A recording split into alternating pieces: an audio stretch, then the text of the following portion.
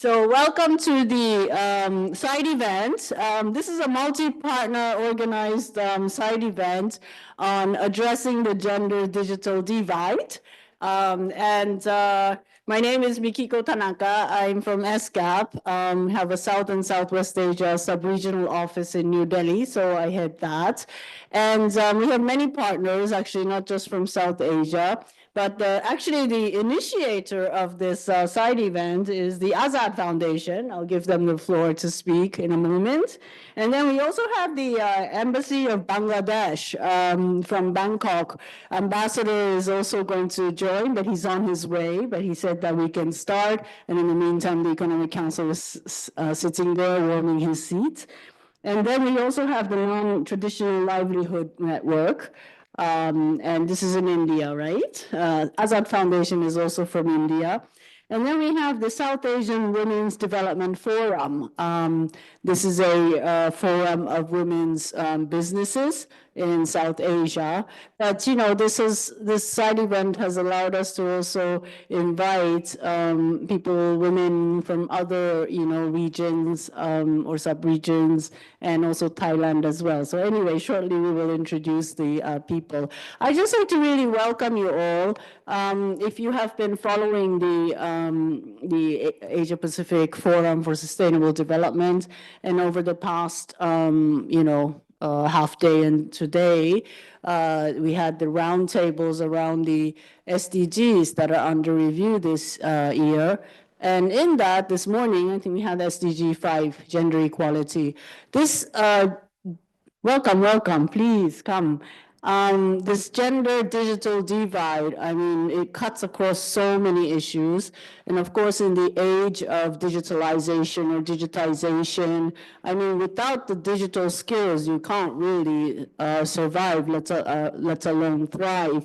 And the, traditional gender inequalities, this gets wider, because there is this divide digitally. So this side event, we're going to address it from two angles. One is this narrowing the digital divide to empower women in the economic sphere. And the other one is to use digital for transformative education. So we have experts and also practitioners, all kinds of people coming from different sectors in this side event, both here and online. So I hope we can, in the 70 minutes or so, have a vibrant kind of exchange and get to know each other as well. So with that, I'd like to pass on to Ms. Shika Dimri from the Azad Foundation to make some opening remarks. Hello, thank you, Mikiko.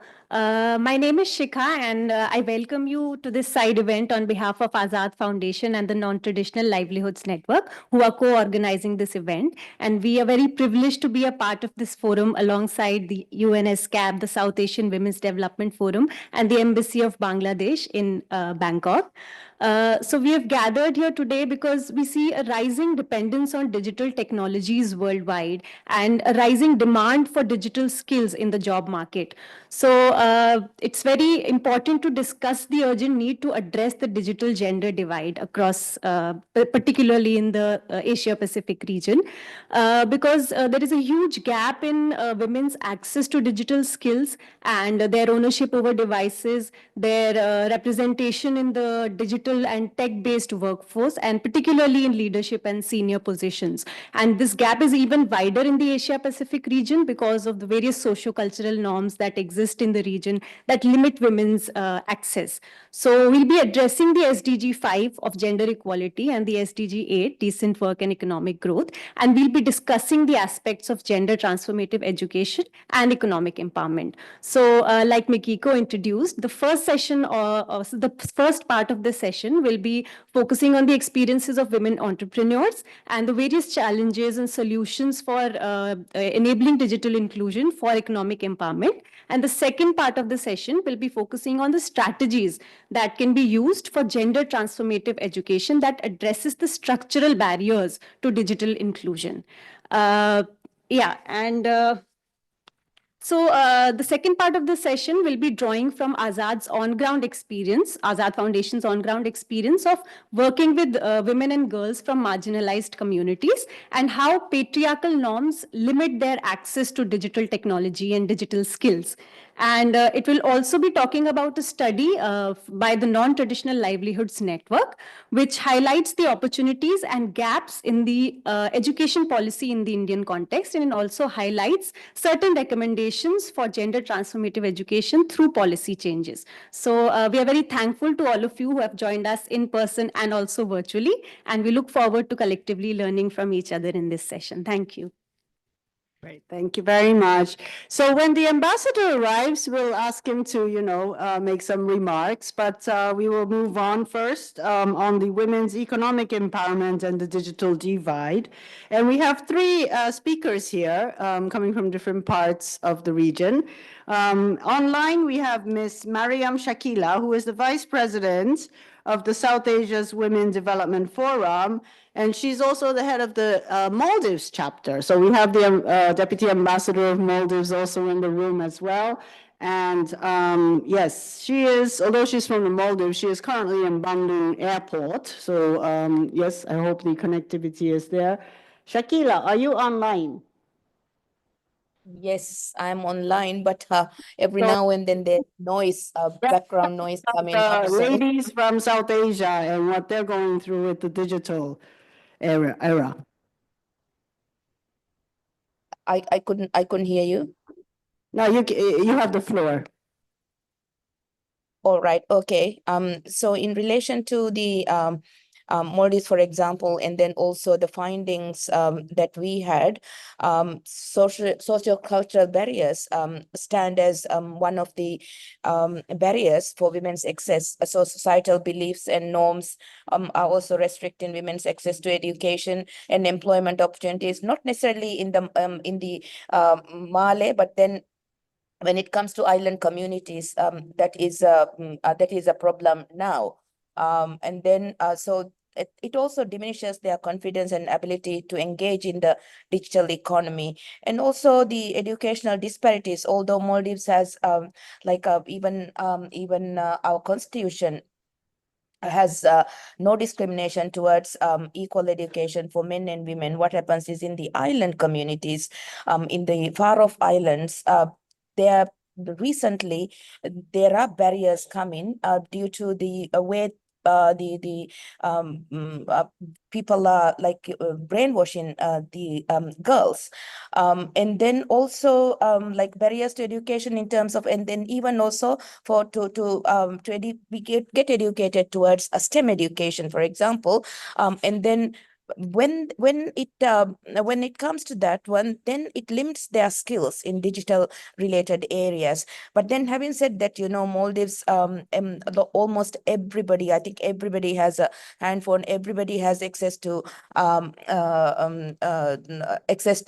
internet, everybody has the skills in relation to that. But then when it comes to the specific techniques of using this technology that they have is limited.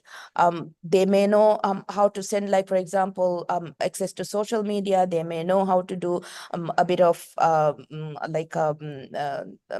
WhatsApp, etc. But when it comes to the actual skills that are required to, for example, do digital economy, there are limitations. Then also the limited financial resources. I'm also not only talking about the Maldives, I'm also talking in general about the South Asia itself, because I'm also representing South Asia Women's Development Forum. So in comparison to the rest of the Asia Pacific countries, I think Maldives is far better in terms of access to technology, access to internet, and then also the knowledge that girls have in using the technology. But talking of Southeast Asia or South Asia, so limited financial resources also frequently come as obstacles. Just one second, I need to There's an airport announcement, so one second. Live. Yeah, I'll ask her to put her camera on so we can see her face too.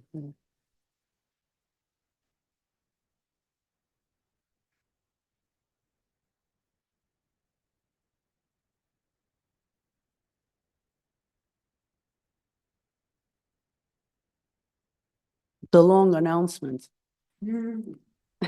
Yeah, sorry about that. It was Go ahead, no. And if you can turn the You know- camera on without compromising the connection, we'd love to see your face too. pardon? Carry on. Hello? Hello? Yes, we can hear you. Please continue. If you can put your camera on. Yes. Great. Okay. This is Mariam. Yes. Yes, okay. No, I just put it off because because there was the airport announcement coming through. Yeah, anyway, so and also there's a workplace discrimination in many industries. Women are still facing discrimination, which can limit their career growth in technology driven fields or entrepreneurship, for example, and also lack of role models and a dearth of female role models in technology and leadership positions are also actually becoming as a hindrance to young women from pursuing careers in these fields.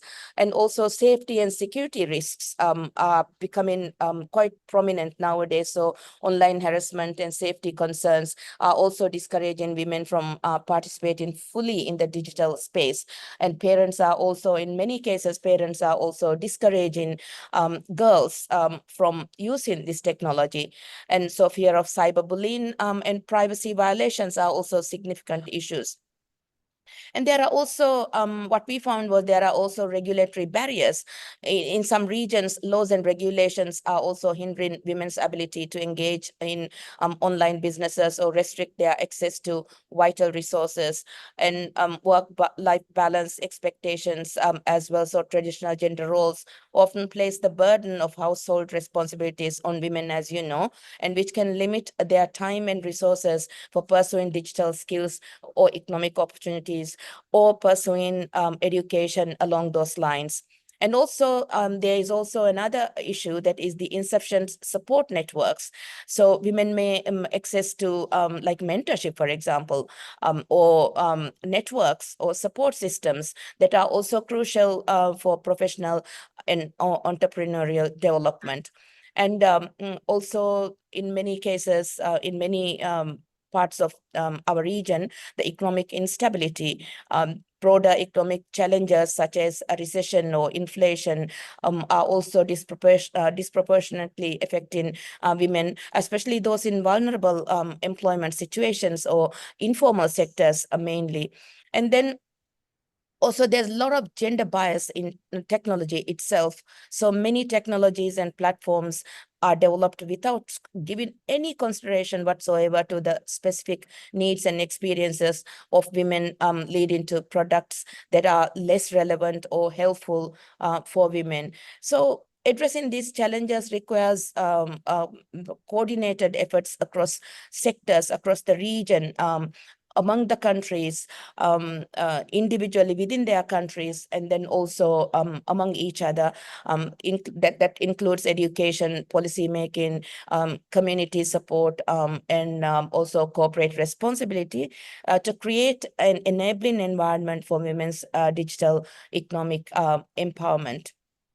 So also what happens is also additionally women often encounter income and financial constraints, for example, that hinders their ability to purchase devices and access to internet services. By the way, I'm not talking about the Maldives. Maldives is better, as I said, once again, I would say, in comparison to a lot of other countries. And then they also face challenges in accessing credit or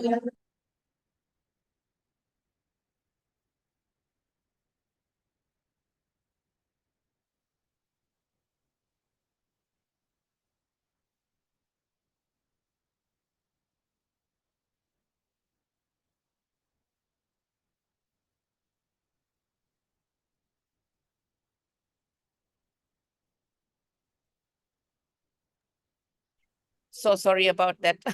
The announcement was coming, so I had to put it off. Anyway, they You also don't have face to wrap challenges. up, please. Thanks. Pardon? Yeah, What did you you can say? continue, but if you could wrap up as well. Time is Yeah, they coming. also face, yeah. So they also face challenges in accessing credit, and these challenges prevent them from starting or growing businesses and also investing in digital skills training. So there are also fewer employment opportunities that require digital skills for these people. So in professional environments, many women face workplace discrimination, which limits their advancement in technology-driven fields or entrepreneurship. So I think for the time being, I would stop over up to that, and then later on address any other questions that you have. Thank you. Thank you so much, Shakila. Though you've shared so much, I'm not even going to attempt to summarize it, but it does show the connecting dots of so many barriers cutting across. Well, entry point was economy, but it actually goes into education, etc. So I'm going to continue here. I'd like to invite Dr. Soipet Rezanong, who is the vice chair of the Federation of Business and Professional Women of Thailand chapter, with a very interesting experience and career as well. Over to you, Doctor. Thank you. Hello, everybody. Yes, as a businesswoman here in Thailand and also in across the international markets, I do a lot of important export of luxury goods or luxury products from Europe to Asia for 30 years. So, well, it is, I would like to talk for you to see the picture, how digital abruption or changing affects me and my company. I think that you can see the samples much clearer. From having 4 secretaries, now I have only 1. And to replace the 3 secretaries, I have to do everything on my mobile phones or my iPad, so that you can see that I use much less resources for human resource because I can do it all by myself. But that means I have no limits of working hours. I have to work 24 hours. Sometimes when I wake up during the night, I have to read my email. I have to read all my lines, WhatsApp, because to see also what is happening or whether I have orders, whether there is some complaints. So that is not working 8 hours anymore because customer can reach me at any time. I don't see that is a limitation for gender, for a digital gender divided at all, as long as you can have budget to pay for your internet. And as long as the country provides you a very good perception, whatever. But what disturbs me is that the advancement of the technology is going very fast. I don't know anymore what type of telephone I should use, what type of gadgets or camera or whatever I should use, because as a woman, I'm not good in any equipment. Even the car, I buy a car because it's beautiful, because I don't know the horsepower. I don't know what it is, and for me to know about the cameras and all these things, I have no ideas. So I need a person to tell me and to give me, okay, this is good for you, this is good for your business, it should be, and I cannot buy it because it's beautiful as a car, because it has to serve me to be able to present my products online or whatever. This eruption affects my business very rapidly. During these past 10 years, I wish to have business online, but because my business is in watches and luxury goods, it's very difficult. People who buy luxury goods, they would like to touch it, they would like to taste it, and so they cannot just buy it as you buy normal household things online, because people would like to taste, like to see. So from having 65 outlets in Thailand, now I have only 2. I wish to, because also of COVID, but because I would like also to make it online. For 10 years I'm trying, still not yet successful. because of all this advancement, development, which is very fast in technology. I don't know anymore what to do, what to use. Some of my friends in the federation, they have to close their business, especially the one in printing, in printing companies, printing business. They all closed their companies. And I think even in Europe right now, if you go to some of the remote villages, like in Switzerland, you see the banner campaigning to shop and to help local business, retail business. They have a banner already because they said that if only people shop online, they will kill the local business. They will be out of business. And now you can see that all in department stores, even the past Chinese New Year's, it was so empty. It used to be full pack. But I don't think that their sales turnover is going down because I can read their reports. It means that their business shift from the department stores to be online. And the online business, if you can read, it's increasing tremendously.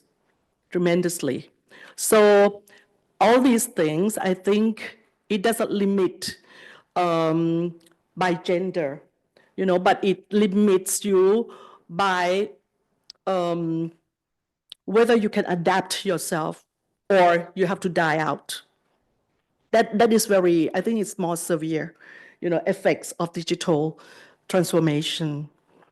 And I try to communicate with the young ones, meaning we have a young entrepreneur in our federation. The young entrepreneurs start from 18 years old till 35. And we have the middle age, 35 to 60, the group that we are making business, making money, and the group that is more than 60 years old. We have 60 to even 90 years old members in our federation. And so the 60 to 90, they are now like outdated, so there is a lot of digital literacy or illiteracy. We cannot talk with the young ones, and the young ones think that we are too slow. And they can make, how come, I think that at this point of time, I would love more to see the dialogues between the young ones and the elderly ones in business, to empower the economic together, hands in hands. I would love to see that. Thank you. Thank you very much. I mean, for sharing that personal experience. And I think new perspectives for me too, learning about this. Of course, you intuitively kind of understand. I'm also in the older generation, so this intergenerational divide. But yeah, how to kind of balance it and bring people together so that, the economic, business opportunities don't just swerve from one to another. Everybody needs to be in this, right? So thank you very much for sharing that. So now I'm going to invite one of our regional institutions, the Asia Pacific Center for ICT. Actually, the head, Keon, is also here too.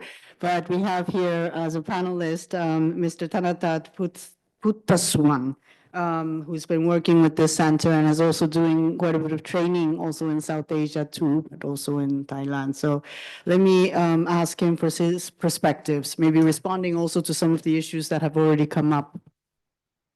Well, thank you very much. Thank you, APCICT, for having me here and to share with you some of the perspectives that I have experienced. I'm an economist. I'm not an ICT or digital technology person. My approach to digital technology and digital economy is from the economic development and social development perspective. Having heard the two speakers, let me take a step back and put this into context a little bit.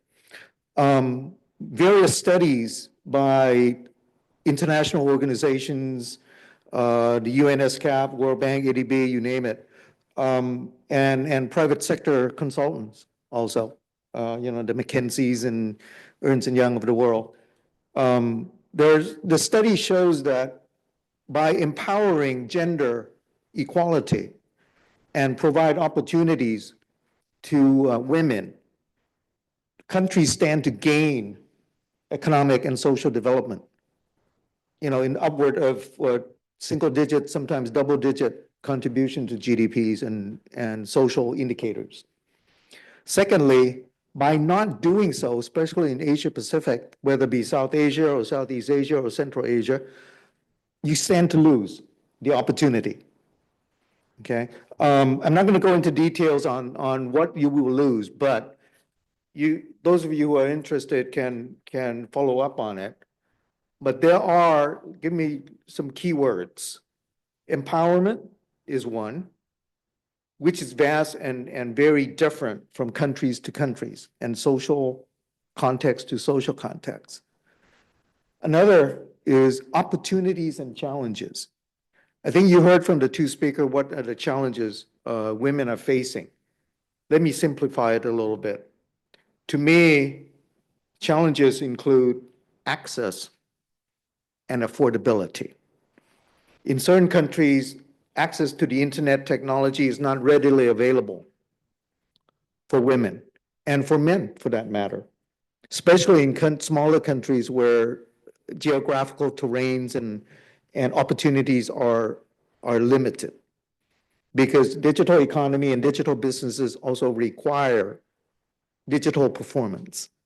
So in some of the countries, that's limited. Secondly, the affordability. Internet cost is high. Asia and Pacific is also a mobile society. We use mobile, and you access digital technologies and digital markets through your mobile. And mobile devices are expensive, even secondhand ones. Thirdly, access to finance, especially for the micro SMEs, the cottage industries, and the SMEs of the world. We're not talking about the SMEs or the corporate that are listed in the stock markets. They have their helps, they have their supports. But we're talking about women in rural areas or semi-rural areas who cannot afford to access. Fourthly, after you access, some of the countries, contents are difficult. They're not English speakers, whereas a lot of the contents are in English. So local contents and local languages have to be developed. Last but not least, I believe is the most important, is the limited digital skills provided to women, especially in Southeast Asia and South Asia, where women are expected to take care of their homes, take care of their families, their children. Opportunities are limited. So trainings and skills are limited. And I'm very happy to hear that we'll be talking about GTE here, because to me, gender transformative education also means formal education and also professional educations or business education. So to me, what we are talking about here comes down to skills development for digital skills. And as I sit here, as Mikiko said, I'm part of APCICT. APCICT is a training institute under ESCAP, part of the UN. They provide training to the various people.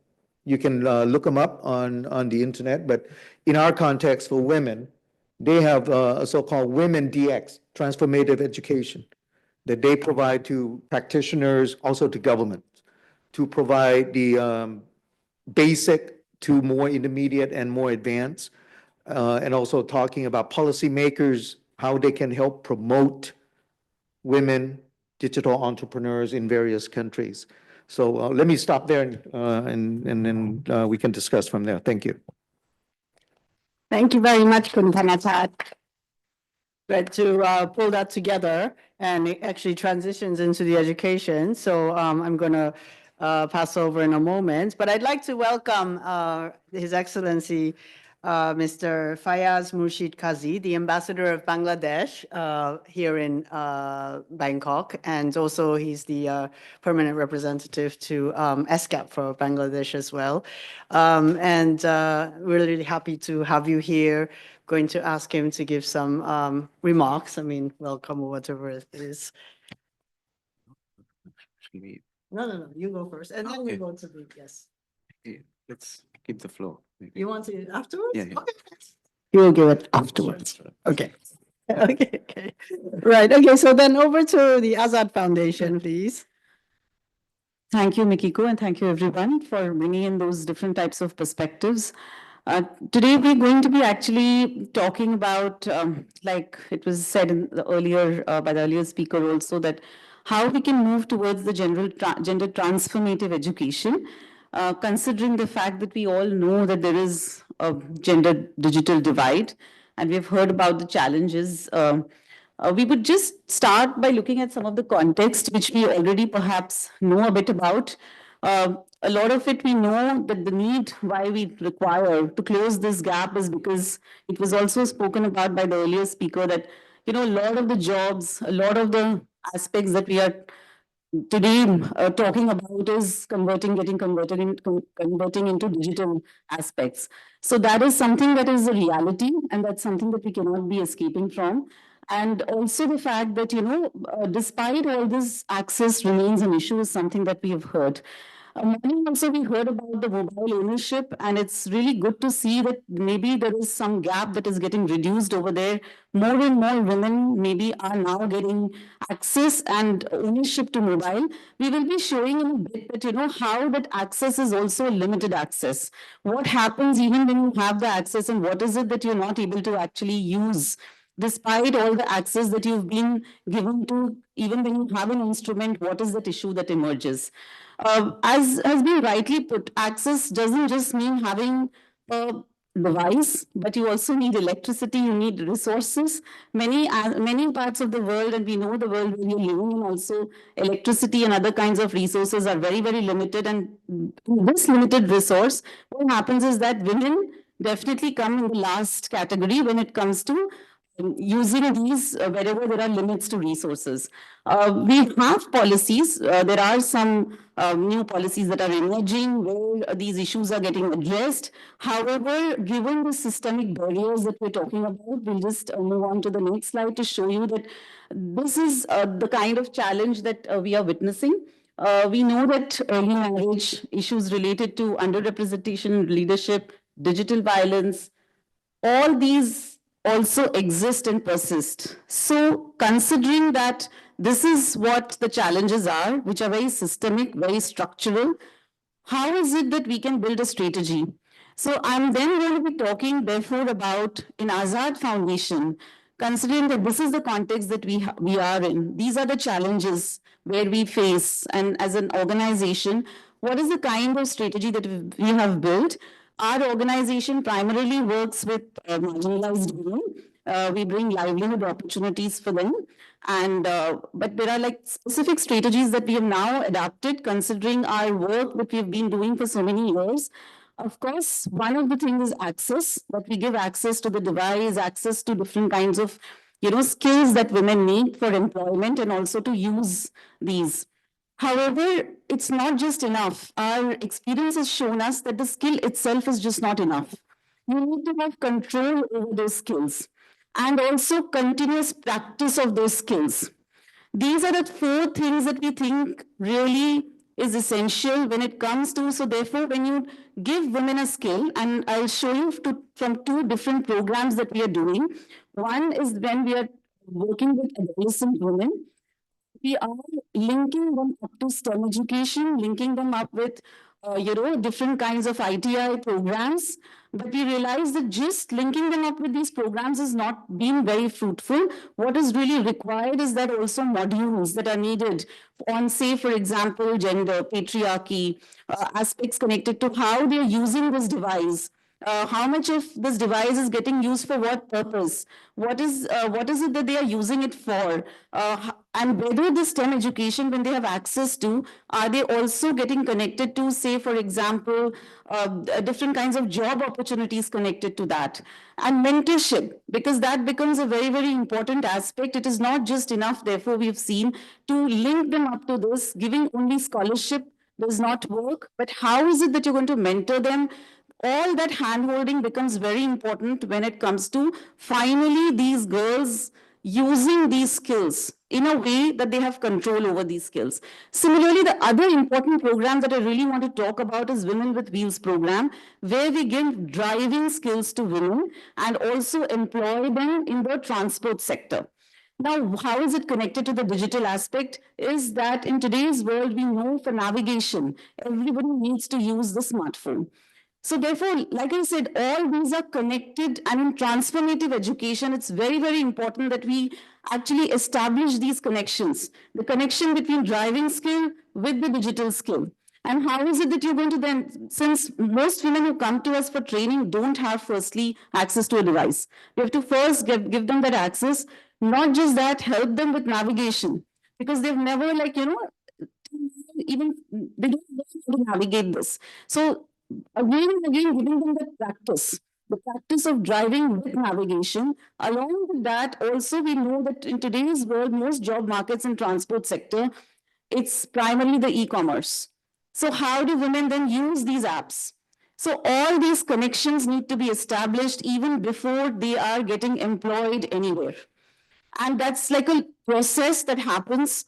Along with that, you also need to help her because she's doing a lot of unpaid care work at home. How does she navigate her situation at home? So that linkage, to give her also make her understand that, there's patriarchy aspects related to gender. So these modules also go parallelly after the driving training.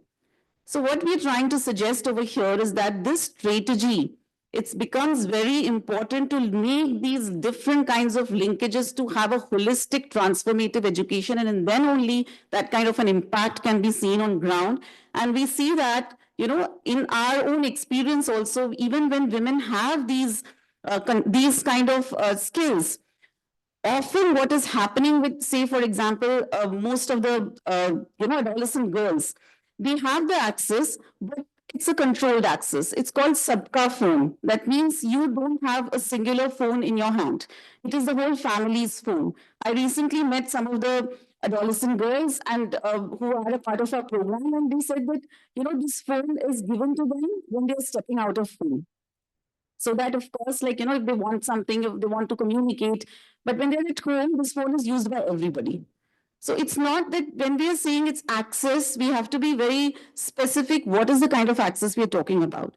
Even at home when it is used. So since it's sabka phone, everybody's phone, there are certain things that you can never therefore see. Suppose you want information related to sexual and reproductive health.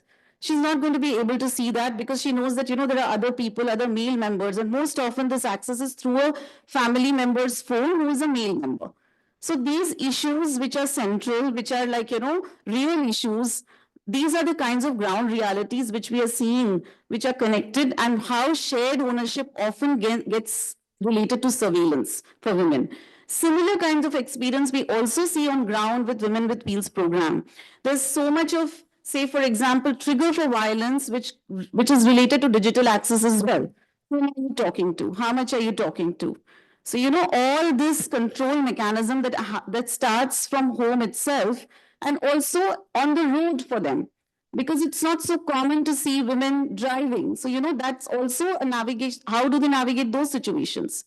So that kind of hand-holding and mentorship is continuously required for them to even see how are they going to come out of these surveillance and control mechanisms. So that is why we are talking about the skill. Only skill is not enough, and therefore to have a kind of training process that looks at different aspects. And when we do that, this is the kind of impact that we are seeing on ground. These women who were earlier, they were mostly in informal sector. They had the driving skill, they learned it through this transformative education, and now their, of course, incomes have increased to 200%. Most significantly, it's the mobility, because earlier they were not mobile. That mobility, the agency that comes with that mobility. So all that is definitely a stronger impact on ground that we are seeing now. And also in the case of 90% of the adolescent girls, for example, they are now able to negotiate their education, their marriage. Because I remember talking to one of these girls and they said that, you know, how it's only once or twice that a girl gets a chance to complete that education. If she doesn't, it's not able to complete it in that time period, then obviously the next discussion that happens at home is her marriage. So this whole aspect of completing your education and also going for employment is so important for girls because that's also their ability to be able to negotiate their marriageable age and do something that is of their own choice. So that's why this is such an important aspect. I'll stop and pause here, and we have a very, very short film that we want to show you about these women and girls. It's subtitles.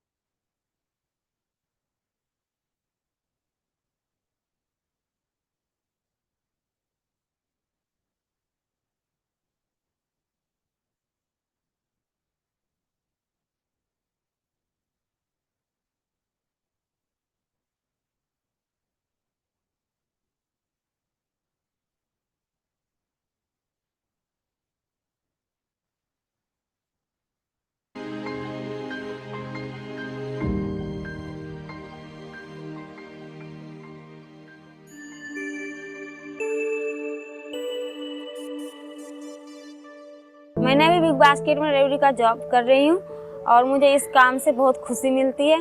मैं भी paramedical में dialysis technician का course SMS medical college से कर रही हूँ। मेरे पापा महिलाओं की चप्पल बनाने का काम करते हैं। मैं अभी बिग बास्केट में डिलीवरी पार्टनर हूँ। पहले मैं बहुत डरती थी, यानी कि घर से बाहर तक नहीं निकलती, अपनी जरूरत की चीज़ें नहीं लेकर आती थी। मैंने आज़ाद में जैसे मैथ चलाना सीखा उससे और इंग्लिश क्लासेस लिए, उससे मुझे बहुत हेल्प मिलती है और मैप में जो भी लोकेशन देते हैं मैं चली जाती हूँ और ऑर्डर डिलीवर करके ही आती हूँ। वहाँ पे मैंने काफ़ी कुछ सीखा है अभी तक। तो डायलिसिस करती भी हूँ मैं। हाँ, जब मैंने एडमिशन लिया था तो उसमें वो 10,000 तो मेरी काउंसलिंग की फ़ीस ही थी और उसके बाद में 30,000 एडमिशन फ़ीस थी, तो काफ़ी प्रॉब्लम हो रही थी हमें। घर की तरफ से तो मुझे कोई चुनौती नहीं आई, बाकी आस पड़ोस के जो बोलते हैं कि रात सुबह जाती है 5-5, 6-6 बजे, आजकल का ज़माना अच्छा नहीं है, ऐसा वैसा सब बोलते थे। आज़ाद में आने के बाद अब मैं अपने फैसले भी खुद ले सकती हूँ, ना मैं डरती हूँ किसी से। तो फिर आज़ाद फाउंडेशन को हमने बताया ये सब कुछ, तो उन्होंने मुझे स्कॉलरशिप प्रोवाइड की थी। आज़ाद से पहले तो मैंने बहुत डरी सी रहती थी, लेकिन अब तो मैं अपने पैरों पर खड़ी हूँ और जॉब करती हूँ और मैं कुछ भी ले भी सकती हूँ और दिला भी सकती हूँ। मैंने मोहल्ले में 15-20 लड़कियों का ग्रुप बना रखा है। उसमें जो कुछ भी मैं आज़ाद फाउंडेशन से मैंने सीखा है वो मैं उनको बताती हूँ। पहले तो मैंने घर का एक फ्रिज खरीदा था और मिक्सी भी खरीदा मैंने और एक गाड़ी खरीदा है, स्कूटी। मैं इसी में ही डिग्री कोर्स के लिए अप्लाई करूँगी आगे। डिग्री फिर मेरे पास जो डिग्री हो जाएगी तो फिर मेरी सैलरी भी काफ़ी ज़्यादा हो जाएगी, तो फिर मैं उसके मम्मी पापा की भी हेल्प और लोगों की भी मैं हेल्प करना चाहूँगी। मैं आगे अपने बच्चों के लिए मतलब अच्छे कोर्सेज कराऊंगी और आगे मैं और अच्छे से पढ़ाऊंगी उसको और एक छोटा सा मकान जरूर खरीदूंगी।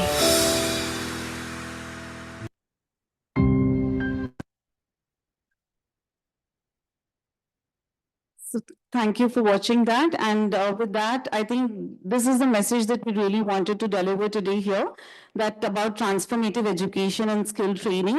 And I would now like to invite Siddhi Pathak, who is also our colleague. And the fact that these policies also need to reflect on these aspects and how transformative education can really be taken up at the policy level as well.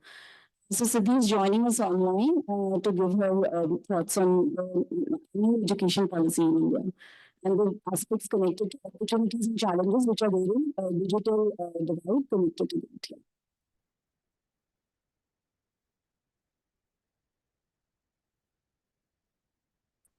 Hi, am I audible?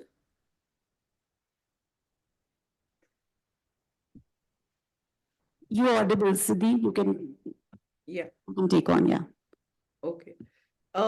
So essentially, while we heard from from my colleagues at the Azad Foundation about what the on-ground experience has been like in terms of, the need to provide non-traditional skills to women. This also has to be looked at in the broader context of the policy and what essentially hinders some of these programs or some of these initiatives that are taken by certain CSOs, and what parts of the policy actually support or encourage certain initiatives like this. So in India, if education in India is largely governed by the National Education Policy, which was revamped in 2020, and it was formulated with this whole vision of transforming India's education system, digitizing it, making it more flexible, integrating vocational education within the broader, so to speak, academic education system, with a large focus or a heavy focus on equity, inclusion, and holistic development of students. There are certain provisions within this which include digital and technology integration, encouraging self-learning or e-learning, skill training, things like that. However, there are certain complications also that arise with, sorry, just give me a minute. Yeah. There are certain complexities that also arise within the Indian context because of the certain unique socio-economic conditions or cultural conditions that are present in India. One is that there is rapid advancement in terms of government investments in digitization and artificial intelligence. It is also reported that the futuristic demand of skills will be heavily focused on AI and digital, like we've seen with trends in other countries as well.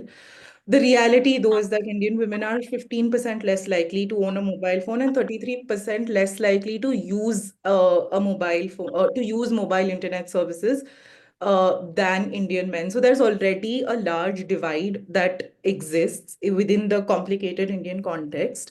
And therefore, it is then necessary for Indian policies to be able to address these complexities and then therefore make it gender transformative. So this study that we conducted was broadly to understand what was the scope of non-traditional livelihoods, or what was the scope of gender transformative education within the national education policy.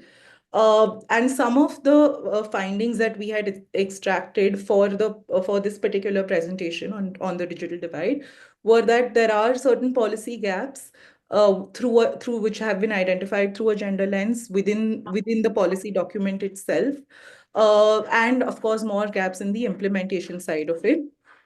And then that there are the insights drawn from the digital divide barriers also further accentuate the existing barriers in vocational education and access to technology.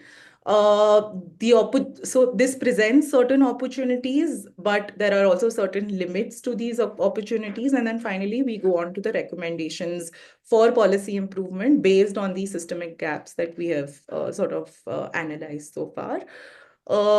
So yeah, broadly, while the NEP or the National Education Policy recognizes gender as a key factor in the socio-economically disadvantaged group, there is no structured framework to make it gender transformative or to focus on education pathways for women which are based on STEM or AI. vocational training is implemented in a way that largely still remains gendered. So while vocational education is given a lot of importance in terms of making people more employable, women are still pushed towards traditional roles, which include caregiving or tailoring or sewing or things like that, while the more technical kind of roles are still being taken up by men. So, plumbing or electrician or things like that are often being taken up by men. And this is what has been traditionally happening, and there is no push at the policy level to sort of break some of these barriers. So broadly, what we are trying to position through this study is that without a gender transformative shift, what happens at the policy level, specifically in the education policy, what happens is that the same inequalities which need to be dismantled can be further reinforced if there is no specific addressing of them at the policy level. And the same applies for digital and vocational skilling for women. So the NEP does not tackle any of the structural barriers, which I'll speak about in the next slide.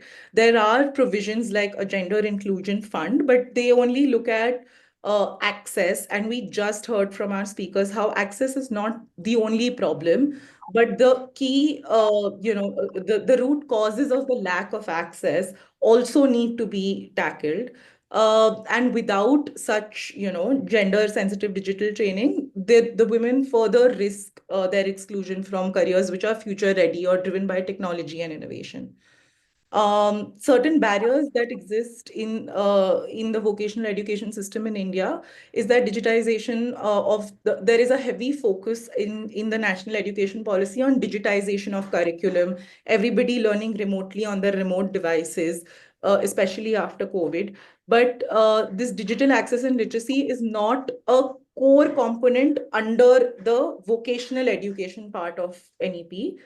Similarly, the structural barriers that I earlier spoke about, and that many speakers before me have also spoken about, which is lack of access to devices and the internet due to patriarchal norms, the fields of study being influenced by traditional gender roles. So somehow the aspirations are also, sort of influenced by what is my traditional gender role. So why women traditionally then want to get into nursing or caregiving, and how do we kind of break that? And gender biases in the curriculum and pedagogy are not at all addressed in there are modules on curriculum development under the national education policy, but none of them talk about how to break these gender biases. Similarly, STEM and AI-based career pathways for women are specifically not inculcated in the NEP 2020, which makes it difficult for women to enter future tech-driven. Can I request? Yeah, thank you. So these were some of the key findings, and what we've done is kind of, based on certain frameworks, which is this is the Empowerment Continuum by Naila Kabir, where we speak about so I'm not trying to make it too academic, but just in terms of certain resources that we have are required to then have some agency, which then will come out as achievements or outcomes, which will help in the expansion of this agency or the expansion of the ability to make choices, which we call as opportunities. So here what we're trying to look at is what are these opportunities and limits to empowerment through the national education policy, and how really gender transformative are they in their approach. What we've found is that some of these opportunities exist at the policy level because gender sensitivity is mentioned under a broader theme. There is the mention of a gender inclusion fund. Women and transgenders are... Sorry to interrupt you. Can I just request you to wrap up, because we also have to have a discussion after this, so which is why. Sure. So I'll broadly wrap up saying that I mean broadly that while the opportunities exist, there are broadly a lot of limitations. So there is this illusion of choice that persists due to the existing opportunities that are there. But because of the lack of strategies to address disequalizing norms, the structural barriers that we spoke about, we don't really know if these choices are previously denied or if they're really non-traditional. There are certain recommendations that we have towards bridging the digital divide at the policy level, which include partnerships with CSOs from the Non-Traditional Livelihoods Network, concentrated efforts in looking at the digital divide through a more holistic manner and not just at access, and to also decode products. I think a lot of people spoke about it, decode products which are more accessible to women and address the gender biases that are coded into these digital products. So, I mean, I'll broadly leave it at that because we're out of time. But yeah, that's it from my end. Thank you. Thank you, Siddhi. I'll hand it over to Mikiko now. Okay, no, thank you very much. Very informative. So I'd like to welcome, welcome. It's a co-organizer. So yes, we welcome together everybody. But His Excellency Mr. Fayaz Murshid Kazi, the Ambassador of Bangladesh here in Bangkok. Thank you very much. Thanks to Ms. Tanaka for accommodating us. Digital inclusion and empowerment, I mean, this has always been a critical issue in our national context, but also as part of our diplomatic pursuits. We actively participated in the negotiations on the UN Digital Compact, and in that connection, we also organized a BIMSTEC level consultation to see if we could approach these negotiations through a uniform position. There has been a lot that has been said, so I would try not to repeat most of the things. Maybe just 5 issues that I thought could merit some reiteration. First of all, as we have heard, that the gender digital divide is very much there. It's a reality. And I think the element that we need to factor in is also the urban-rural divide that we see in terms of the gender digital divide that we have.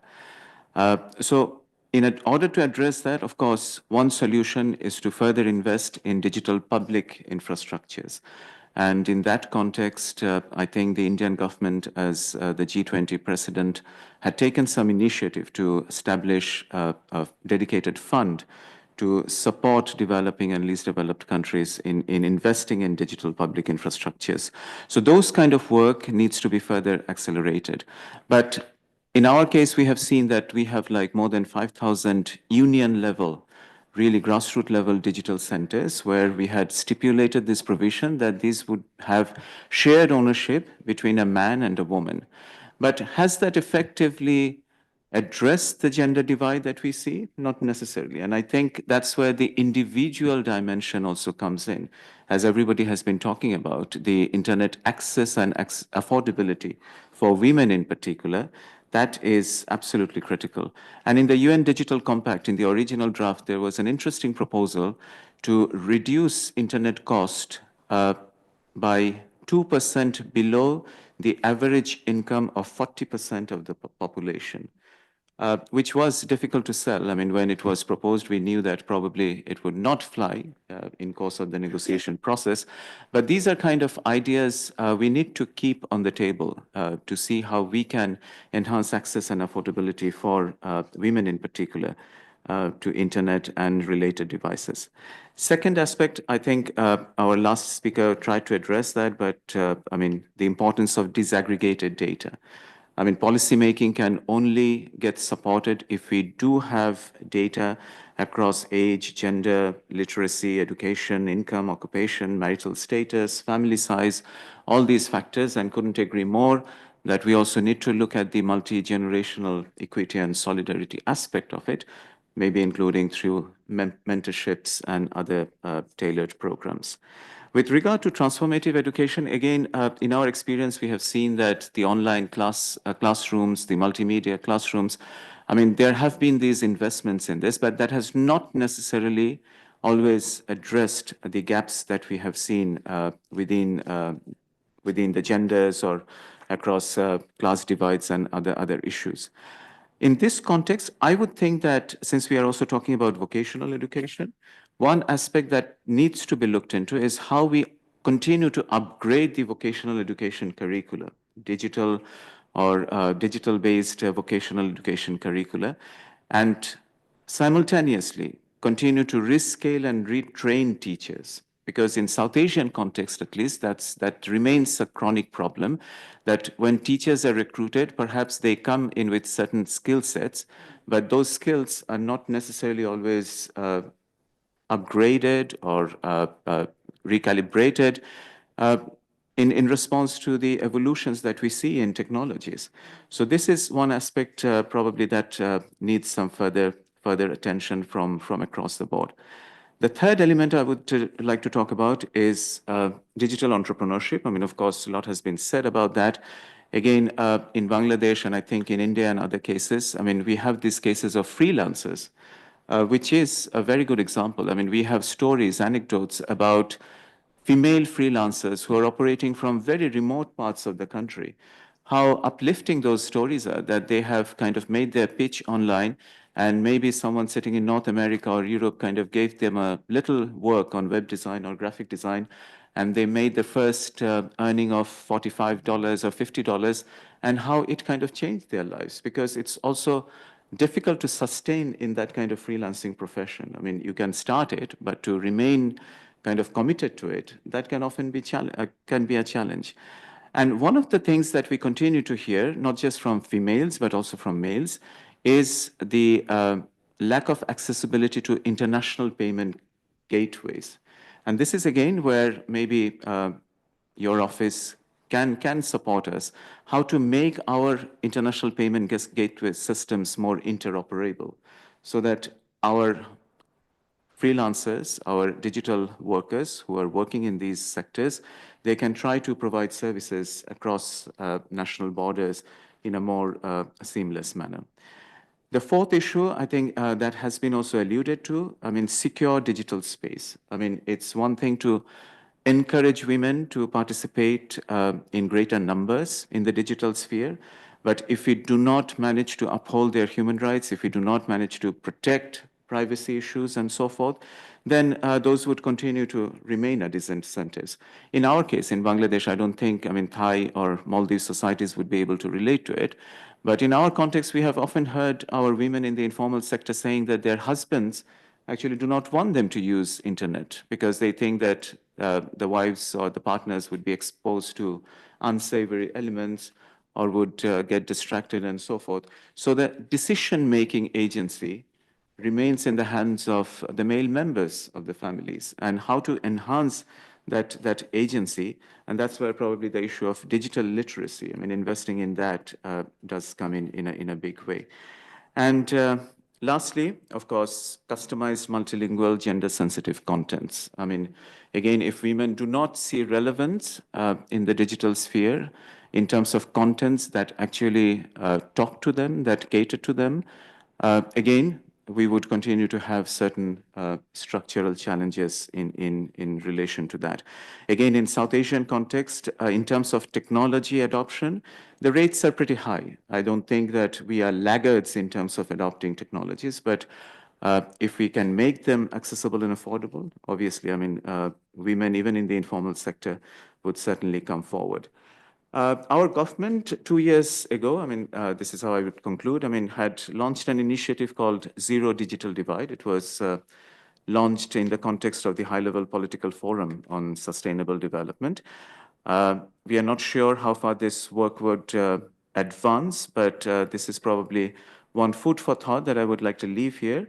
One of the core ideas of that campaign was to develop a comprehensive, we say it E-quality or equality index to assess disparities in the digital sector.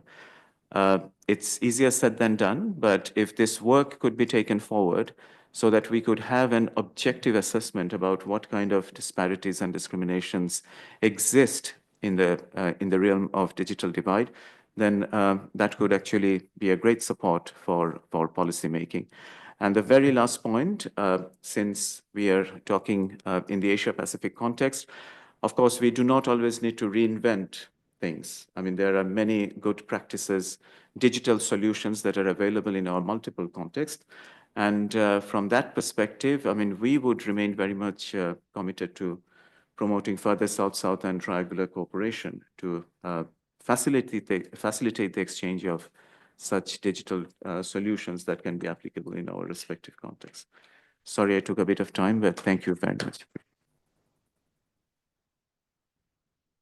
Oops, thank you very much, Ambassador. Very, very informative. I think we had a lot of food for thought here. So we have like, I don't know, what, 10? No, 8 minutes or something? 10 minutes left. I don't know. So I'd like to open the floor if there are any questions or any, points, contributions people would like to make succinctly. We can take 2 or 3, depending on, yes, please. Please introduce yourself too. Thank you very much for a very insightful presentation. And my name is Prim from the Youth Forum, and I'm also a woman in AI and women in STEM. So it's really interesting to hear how different initiatives here. I also would like to ask about how could we also promote women in terms of like financing and also about changing the gender norms of women's roles, as some of the speakers has been said about there are some norms of what expectation or roles or work that women have, because I think we have more women in education, but this does not really be transformed into the work job. It could be like the glass ceiling problem. And also one of the comments of how digitalizations could actually empower more women if they are they're doing unpaid care work at home, but they can also using this e-commerce and they can also sell products and also open towards spaces that can empower them and then can be having more financial independence. So how could we support us and how can young people also engage in those spaces? Thank you. Thank you. Great question. So Dr. Mendes in the back. Yeah, thank you very much, Ms. Tanaka. It's very, very inspiring, very illuminating speeches made by the panelists. Let me just make for the introduce yourself. Sake of clarity and lucidity, I'll just make Introduce yourself so everybody knows who you are. Yeah, sure. Saj Mendes, BIMSTEC Secretariat. I'll just make about 3 or 4 comments and then I'll pose questions to the panelists. Very brief points. When you talk about digitalization now, in 1950s, 1960s, it was basically democratization, and then it changed to globalization, then changed to liberalization, and then changed to regionalization. That's in late 1990s.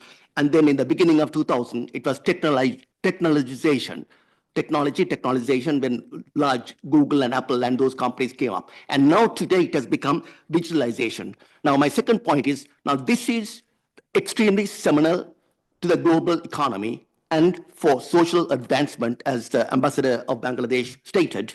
This can bridge the gender divide and even bridge amongst developed and LDCs, least developed countries. And let me also state that BIMSTEC, as Ambassador of Bangladesh stated, is very, very keen on digitalization. And recently, just about 3 weeks ago exactly, in Sri Lanka, had a BIMSTEC digital conclave, and that was very well received.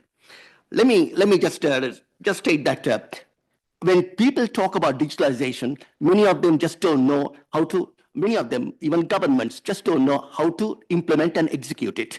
Just like, many of you might be knowing George Westerman at MIT, one of the pioneers of digitalization, and he was the one who stated, if digital transformation is done right, it's just like a caterpillar transforming or transmogrifying to a butterfly. If it's done wrong, you only get a very fast caterpillar, still a caterpillar. So that said, let me just pose the questions. Now SDG 5 and 4, and of course when Ms. Tanaka invited me when I'm based in Dhaka for the last 4 months. Before that I was in Vietnam, I was ambassador there. And when she invited, and I had no hesitation, I thought even I had the most important appointment, I'll cancel, I'll attend this because I see the importance and significance of this particular forum. And how would SDG 5 be executed in order to materialize and attain to bridge the digital divide, gender digital divide? Number 2, of course, the ambassador of Bangladesh is here.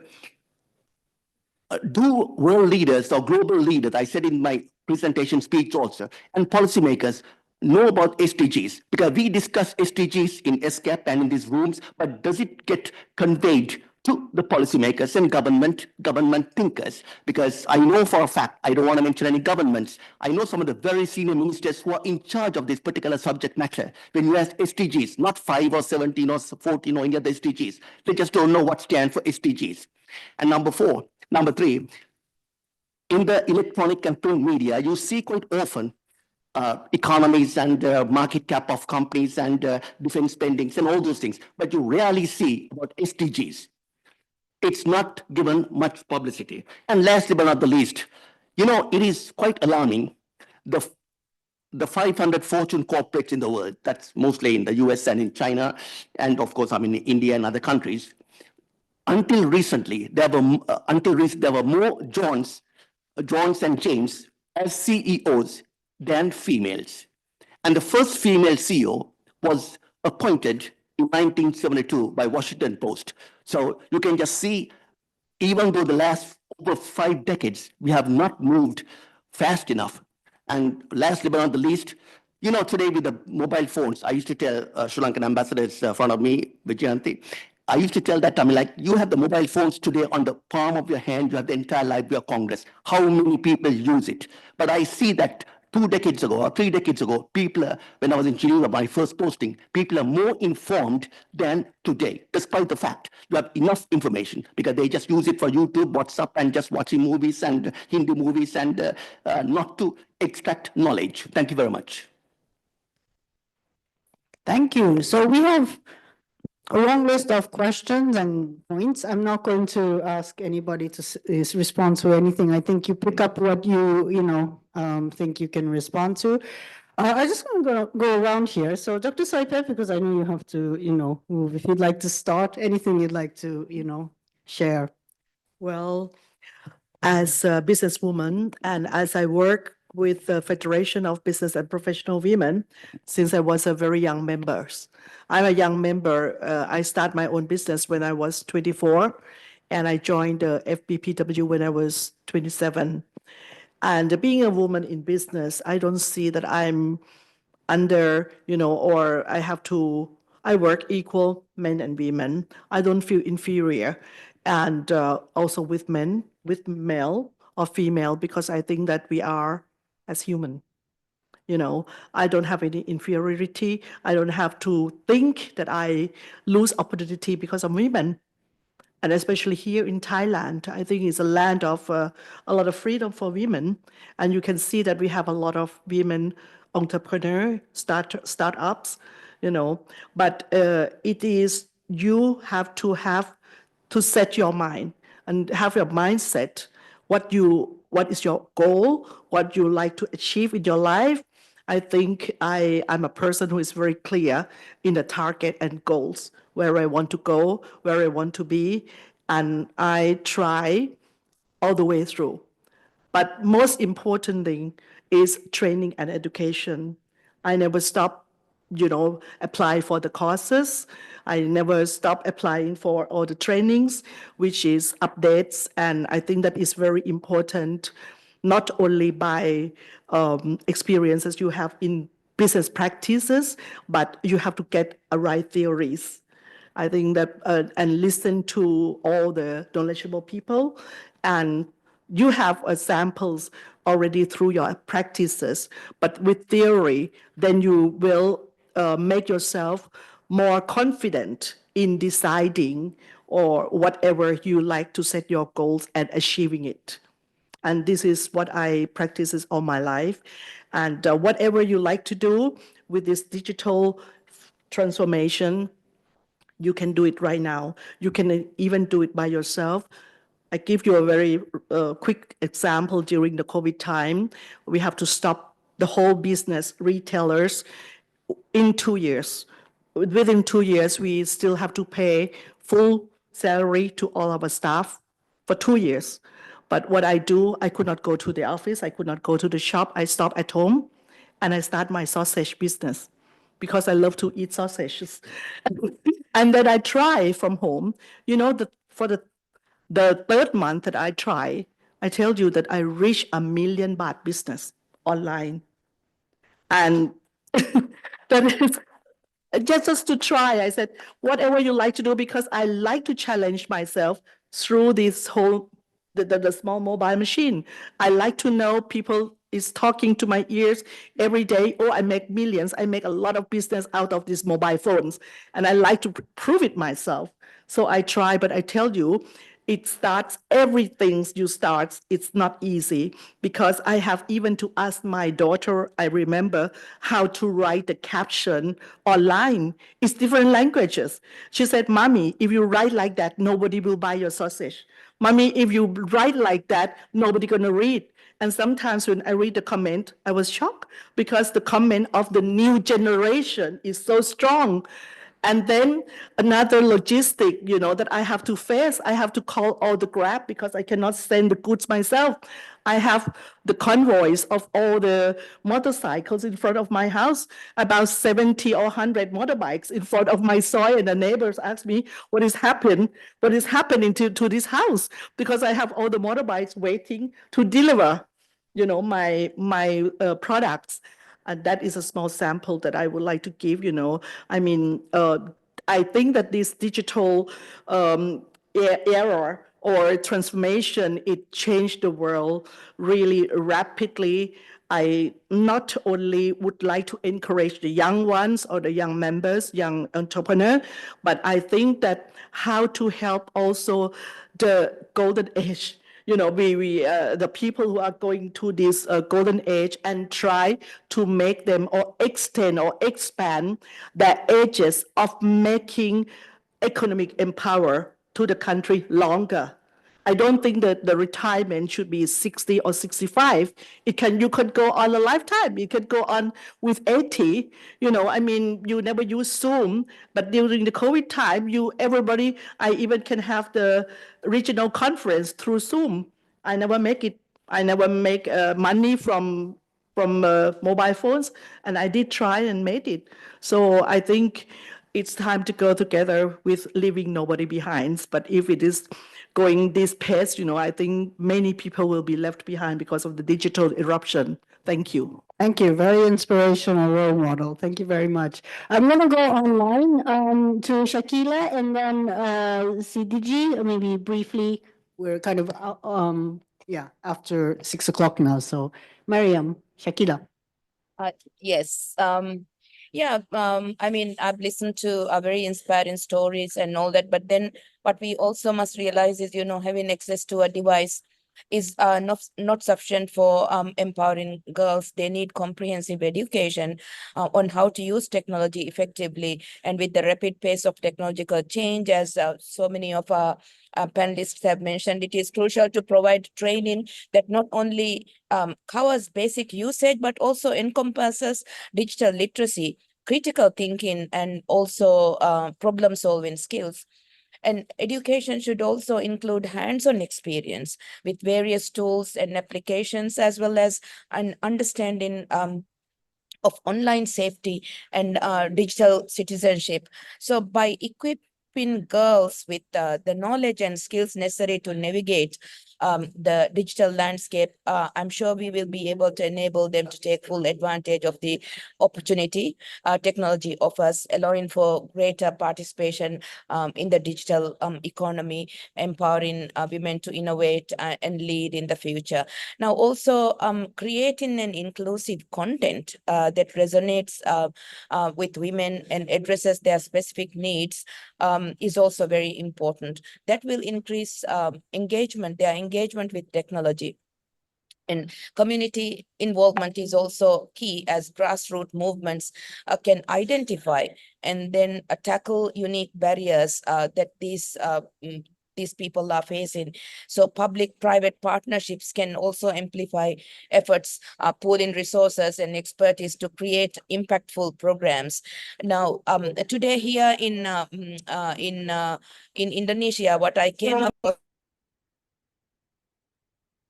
Okay.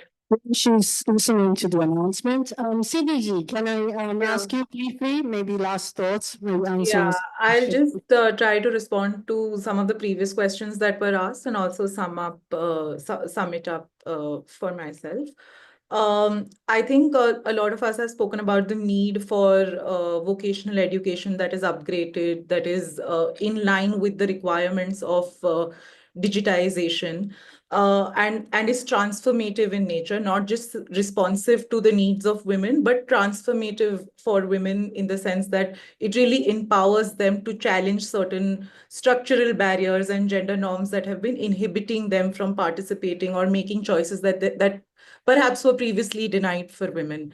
So in order for us to reach that as an outcome, whether it is in digitization or broadly for women, it would be necessary to recognize and redistribute some of the unpaid labor that women are performing, not just at the policy level, but also at the grassroots level.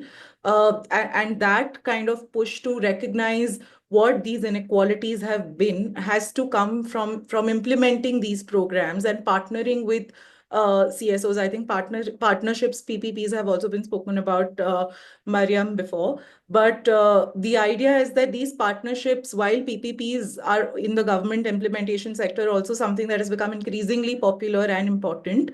What needs to happen is a very structured public-private partnership where you partner with organizations that have been working in this space of gender-specific issues, have been working towards non-traditional livelihoods, towards gender transformative education, towards maintaining disaggregated data.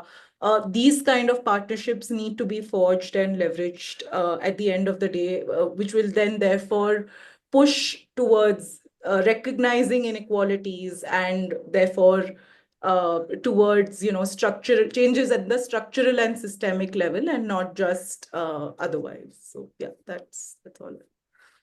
Great, thank you very much. Can I go to the Azad Foundation?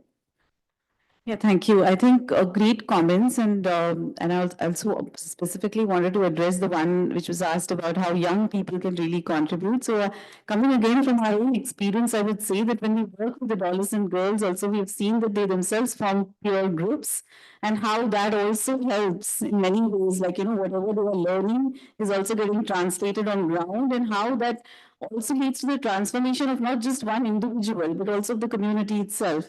And the same goes for marginalized women when they get employed, and how that leads to agency not of just one woman, but also it's sort of it's got a ripple effect into the community. So I guess it's also to do with the starting point and how we redefine some of these ways in which we are looking at what education really means, and decode when we talk about digital divide as well, like currently we've been doing decoding that as to what is it really that it means to have firstly access, and what does it mean to even when we're talking about what division is that we are talking. And as somebody rightly pointed out, it could be different for urban, for rural, and therefore looking at everything in a holistic way and not looking at everyone as a homogeneous entity when it comes to even women.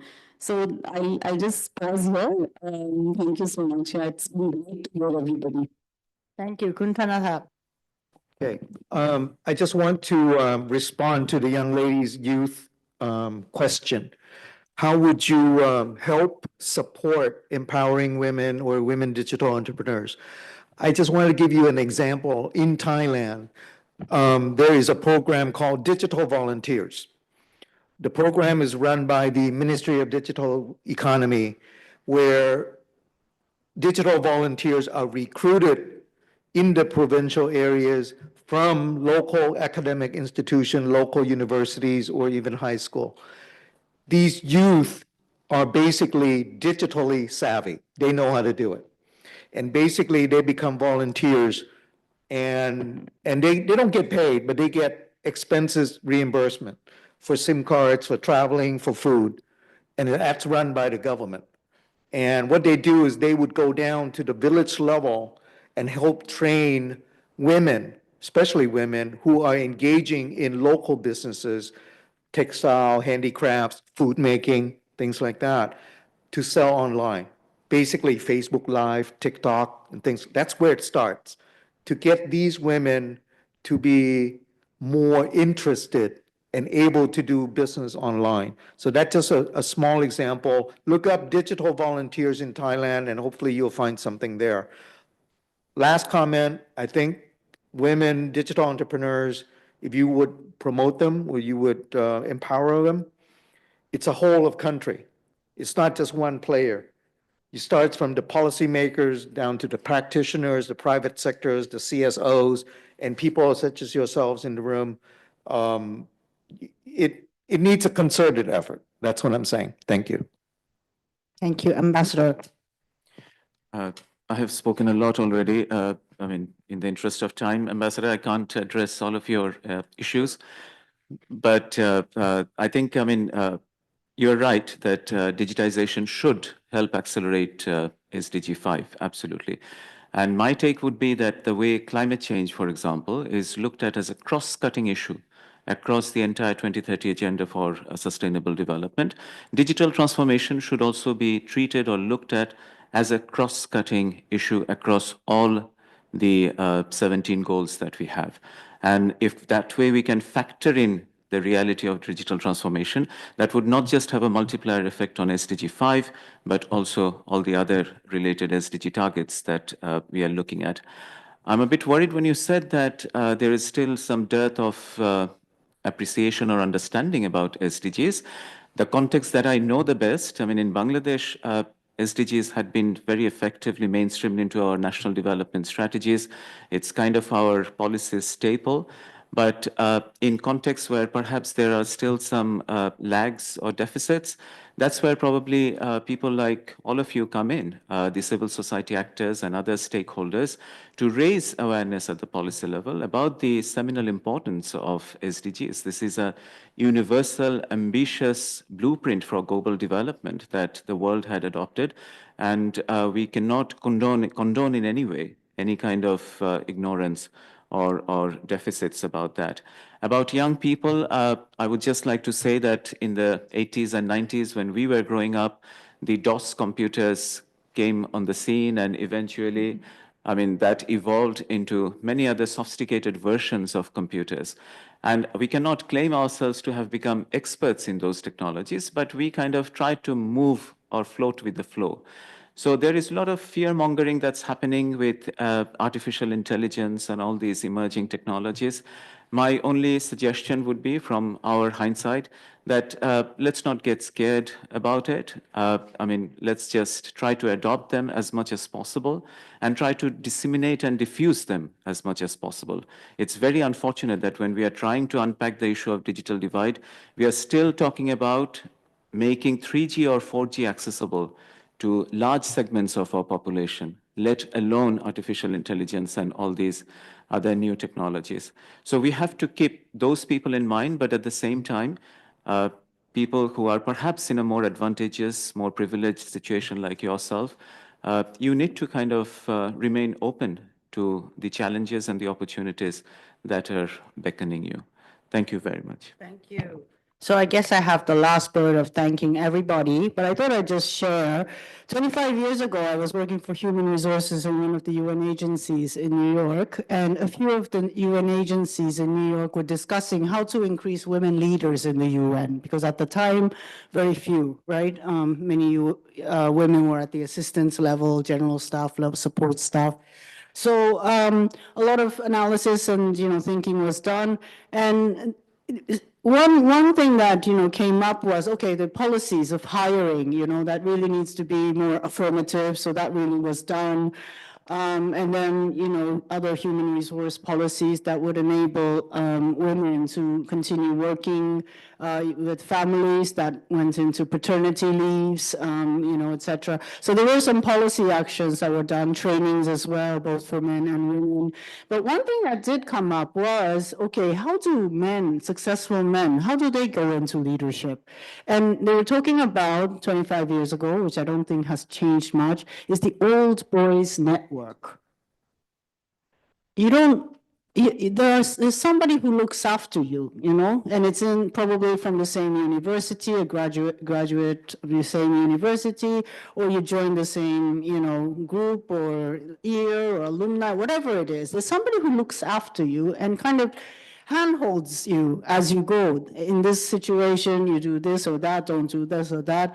Women didn't have that because you didn't have many leaders, right? So part of the mentoring that, many people talked about was how to really deliberately create mentors in an environment where there were not many women leaders. You need more examples because, it's not for women to copy male leaders. It's not, and male leaders, you have all kinds, but nonetheless, there may be another style of leadership that will be, kind of women or, it needs to be diverse. And again, that mentoring programs that some agencies we work together on was to really train the mentality of mentors, but really create, people who know how to navigate the system, have networks, to actually be mentors for the women who are recruited in as potential leaders. Well, today, at least at the, the top levels of the UN system, I think we've achieved a certain parity. This is 20 years, right? So, but I think that combination of the policy, but really that, people like you, I think, listening to you is inspiring and really, gives the confidence that maybe I can do it as well, So I think that's also very, very important.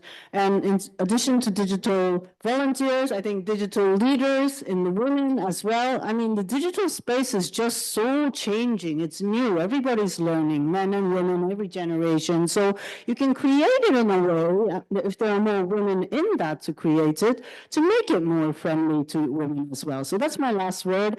I'd really like to thank you all, both online and here in the room, all the panelists, and also the co-organizers. Really, it was very energizing, a lot of information, a lot of, food for thought, for action to follow up. I hope we can work together to do follow up on some of this action.